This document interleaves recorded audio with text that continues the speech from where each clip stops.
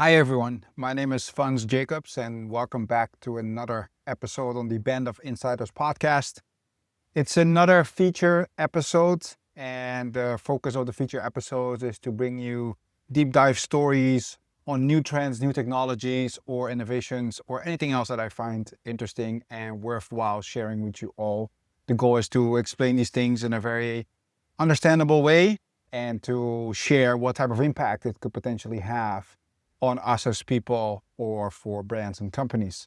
So this week, we're going to talk about a fascinating company. It's going to be another deep dive episode. We cannot do these podcasts without talking about probably the most important company in the world right now. And many of you might already know which company I am talking about. It is a company that started with a focus on gaming, then blew up even bigger in a positive way with Bitcoin, and now is the most important company when it comes to our AI future. So I hope you enjoy it. We're going to dive deep into their history, how they got founded, and why they are so important, and a little bit trying to look into the future of where this is all heading. So without further ado, let's jump in. We're going to talk about the rise of Nvidia, from gaming chips to global power, the Nvidia story. So who remembers the days when all big companies started shouting that data is the new oil, the new gold? Every big brand wanted to collect as much data as possible, with of course the leading big tech and especially social companies leading the way. Why? Because the more data you have on a person, the higher the chances you will sell this person something, even if this person didn't even know they wanted to buy that thing in the first place. But that's a whole nother story. That plus data meant power, just like oil gives countries exactly that. Little did we know, or at least I know then, that there was something else that will become far more valuable only a few years later: compute. That is what I would like to talk to you about today. One of the most important companies, if not the most important company in the AI era, Nvidia. Let's look at how they started, why they are so important, the landscape, and the future. So much to share, so let's dive in. We start with humble beginnings, the Jensen Huang story. Nvidia might be one of the most recognizable brands out there at the moment, and that is not normal for a computer hardware company. I personally got introduced to Nvidia years ago when I wanted to get back to gaming on PCs after switching to console. It was clear that there was only one processor you need to have, and that was an Nvidia GPU. Not AMD, not Intel, but the very specific apple green of Nvidia. A few years ago, I was a speaker at the IBC conference at the RAI Amsterdam. And that day, we were running around with a whole crew of Nvidia people as we were partnering with them for multiple reasons as media monks. These guys were being followed and almost harassed by so many people because they were wearing either a badge or shirt with the very clear Nvidia logo. True superstars, kind of funny to see. But the story of Nvidia started with one man, its founder and still CEO, Jensen Huang, probably one of the most defining CEOs of our time. Jensen Huang's path to Nvidia was shaped long before the company existed. Born in Taiwan, raised in Thailand, and later the United States, he grew up without the advantages most Silicon Valley founders enjoy. He lived with relatives, cleaned toilets at Denny's, and worked his way into electrical engineering at Oregon State before completing his master's at Stanford. What he did have was an obsession with how computers worked and a talent for spotting patterns early. His years at LSI, Logic, and AMD exposed him to the limits of the semiconductor industry. CPUs were the center of the computing universe at that time. Every major machine ran on them. But by the early 90s, it was obvious that the old model was hitting a wall. CPUs excelled at doing one task very quickly. They were never designed to handle the rising demands of parallel workloads, and nothing pushed hardware harder than graphics. 3D gaming was about to explode, and rendering those worlds required a different kind of compute. Instead of processing instructions one by one, the future needed chips that could execute thousands of operations at the same time. Huang recognized this long before it became mainstream thinking. He understood that visual computing wasn't just entertainment, It was a preview of where digital experiences were heading. Richer, more immersive, but also more computationally intense. And the industry had no architecture built for it. That insight is what led Huang to co-found Nvidia in 1993. A company built on the belief that the next era of computing would be powered by parallel processors designed for graphics first and eventually for everything else. Nvidia wasn't created for AI, it was not created for data centers. Jensen Huang didn't build Nvidia alone though. He founded it in 1993 with two key partners. He teamed up with Chris Malachowski and Curtis Prime. Both were seasoned engineers with deep expertise in graphics and system architecture. Chris Malachowski came from Sun Microsystems, where he worked on high-performance systems. He brought the engineering discipline and systems thinking that helped Nvidia survive in its early chaotic years. Curtis Prime was one of the most talented GPU architects of his generation.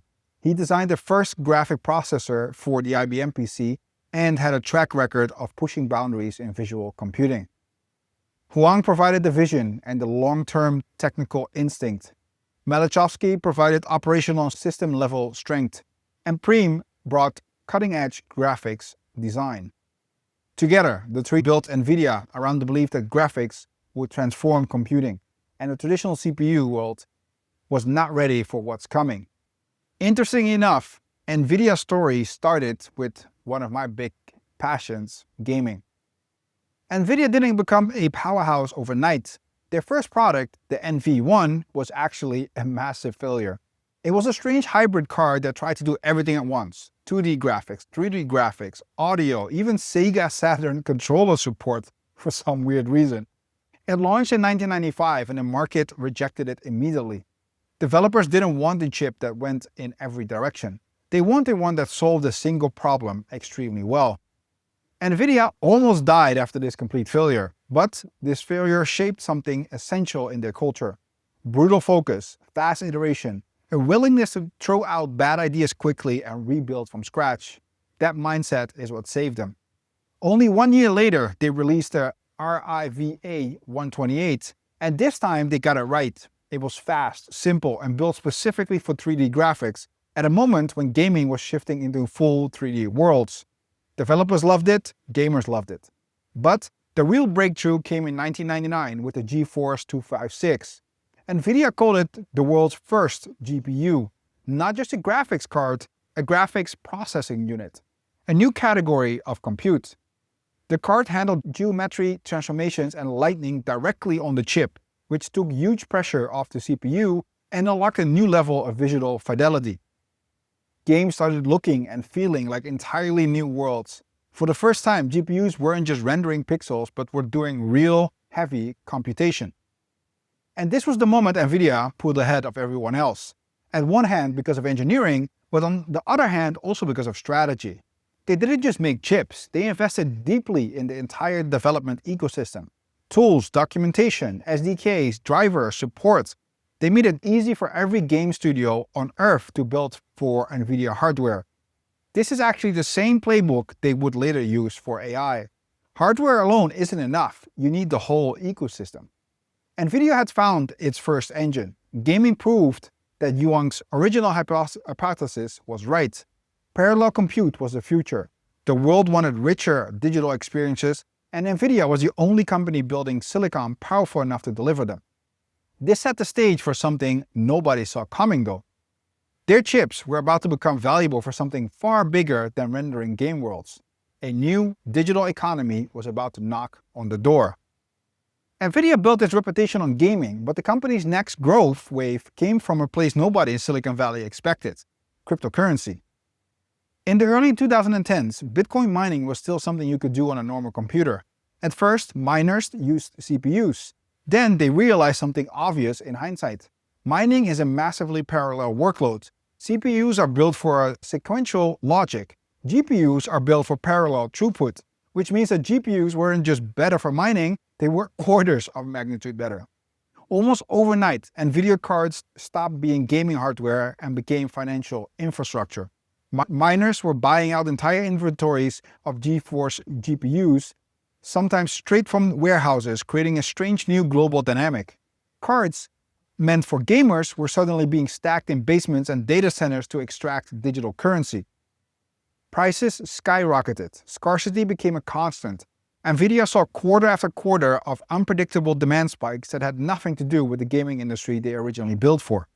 This period taught Nvidia two important lessons.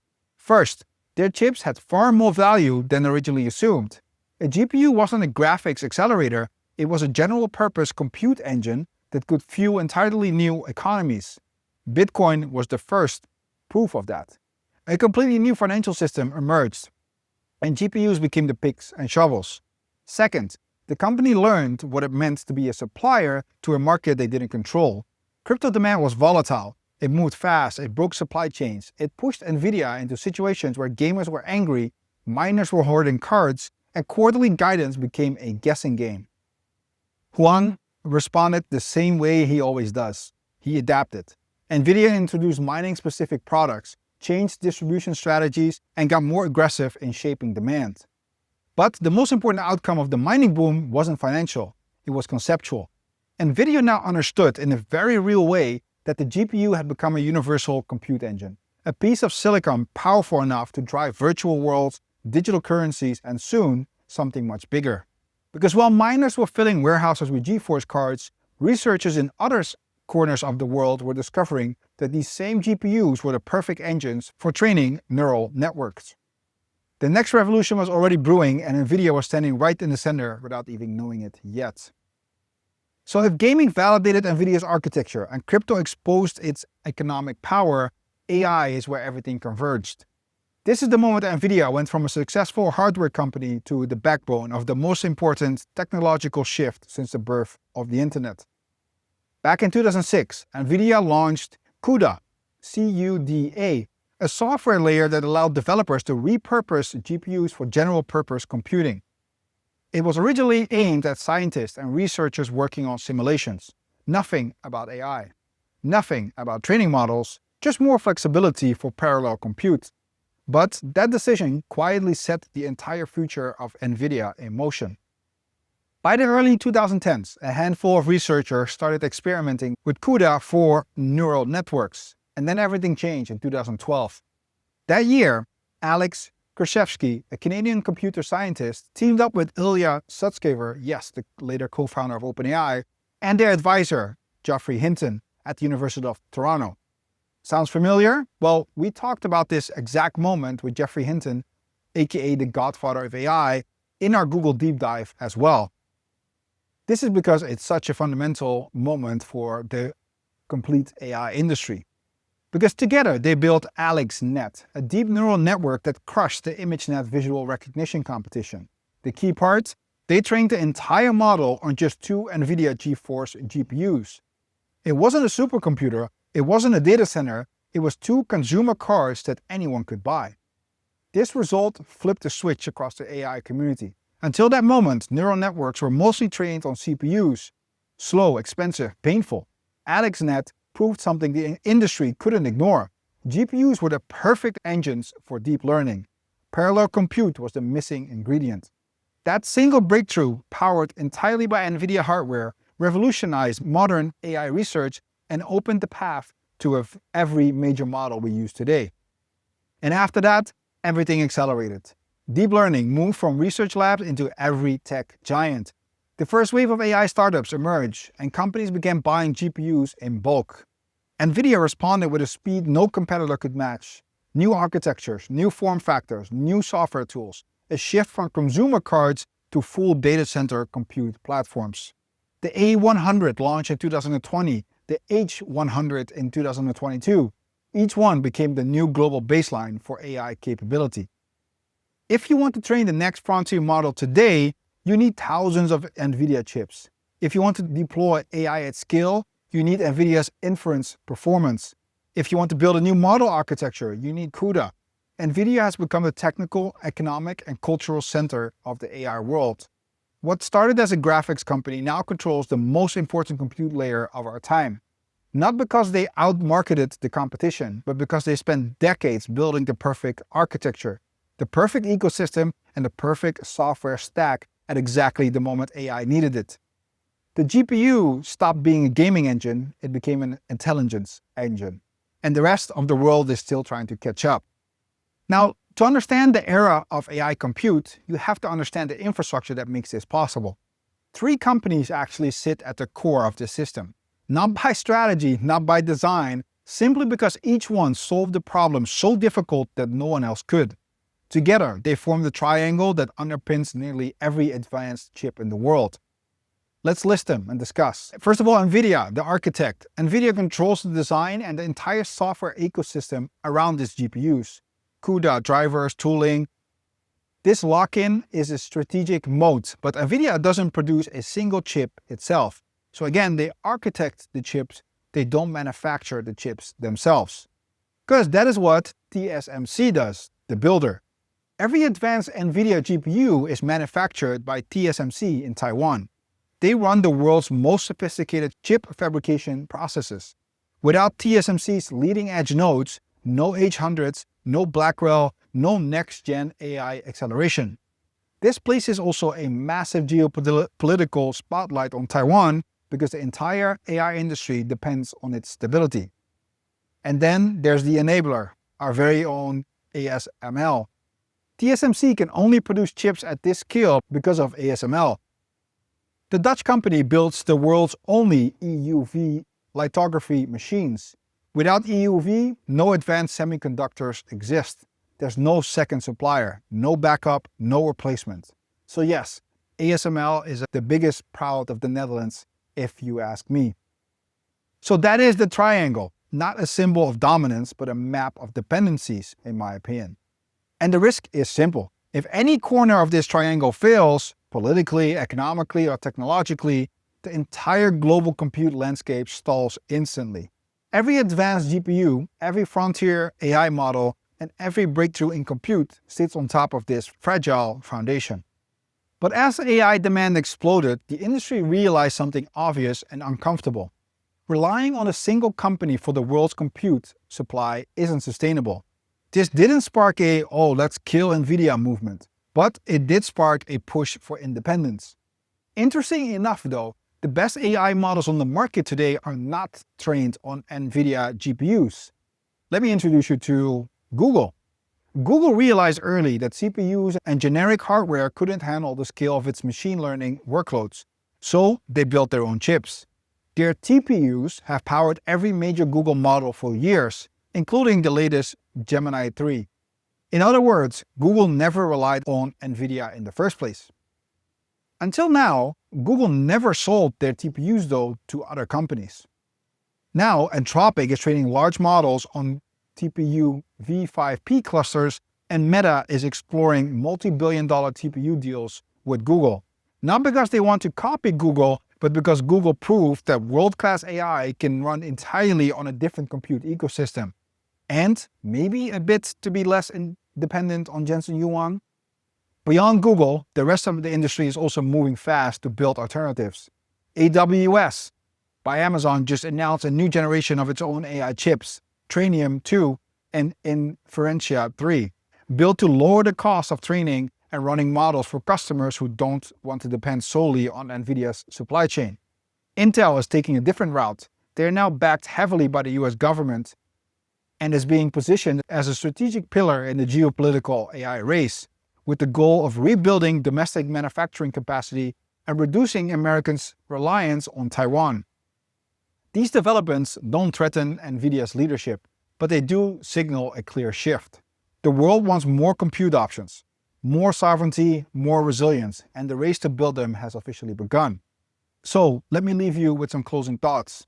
Nvidia's rise is nothing short of historic. It became the first company in history to cross $5 trillion in valuation and is now the most valuable company on the planet. That alone tells you something. Compute has become the defining resource of our time, and Nvidia sits right at the center of it. Yes, competition is rising. Google with TPUs, AWS, AMD, Intel backed by the US government. But in my opinion, that's a good thing. The world needs far more compute than one company can ever supply. Jensen Huang said it himself. Every increase in compute capacity unlocks new applications, new industries, and new forms of intelligence that will eventually benefit all of us. The demand curve isn't slowing, it's compounding. A more distributed landscape of compute providers is not just healthy, it's necessary. Partly because the appetite for compute will remain immense, if you ask me, but also because the current dependency chain is too fragile. Nvidia designs the chips, TSMC builds them, ASML enables the entire process, and one shock in that system, political or technical, can disrupt the global AI ecosystem overnight. And even beyond chips, in my opinion, the real bottleneck is not silicon, it's energy. Training and running AI at the scale we're heading toward requires industrial levels of power. If we want intelligence to scale, we need breakthroughs in how that power is produced. Nuclear fission, nuclear fusion, next generation reactors is what we need. This space is moving fast and it will shape the limits of AI far more than most people realize. And interestingly enough, China is already far ahead of the United States when it comes to energy deployment. The race is on. So this is no longer just a technology story, it's a geopolitical one. Who can generate the most energy? Who can build the most compute? Who can secure the supply chains that shape the future of intelligence? We are witnessing the opening chapters of a global power shift that will define the next century. And the fascinating part, we're still only at the beginning. So that was it for this week. I hope you were as inspired as me by the Nvidia story and the rise of Jensen Huang and his famous apple green logo. I have much respect for what they have been building, and I have worked with some of their teams, and I was always amazed by the culture and the drive that these people operate and the pride that these people operate with. So that was always a pleasure. This is it for this week. Thanks again for tuning in. I hope to see you next week. And if you enjoyed it, please do feel free to leave a review or drop some 5 stars on your favorite podcast platforms. It will help me a lot. Thank you again. Hope to see you next week.